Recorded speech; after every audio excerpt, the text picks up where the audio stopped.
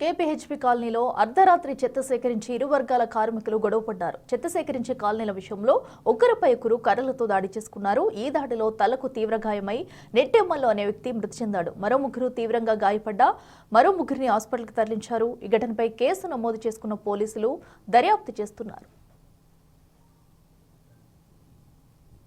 పార్టీకి నైట్ 11:40కి జరిగే ఒక ఫోన్ కాల్ రావడం జరిగింది. దాని ప్రకారం మా పెట్రో కార్ వెళ్ళి అక్కడ వెరిఫై చేయక ఈ గార్బేజ్ ఉన్న లేబరు రెండు వర్గాలు కలిసి కొట్లాడుతుంటే ఆ కొట్లాడే క్రమంలో మా వాళ్ళందరూ పోయి ఎవరైతే ఇంజురీ పర్సన్స్ ఉన్నారో వాళ్ళని షిఫ్ట్ చేశాడు. ఎవరైతే డిసీజ్ పర్సన్ నెటికేలు 58 years అతన్ని మన హాస్పిటల్ పోయి తీసుకుపోయే క్రమంలో అతను చనిపోయాడు.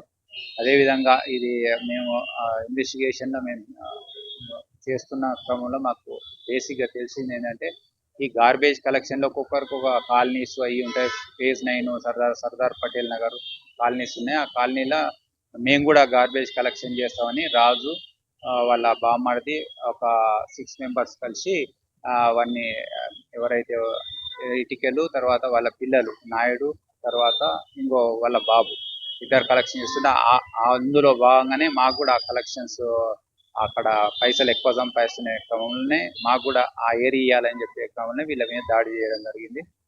ఫర్దర్ ఇన్వెస్టిగేషన్ చేస్తున్నాము. ఇప్పుడు ముగ్గురు అదుపులో తీసుకున్నాము.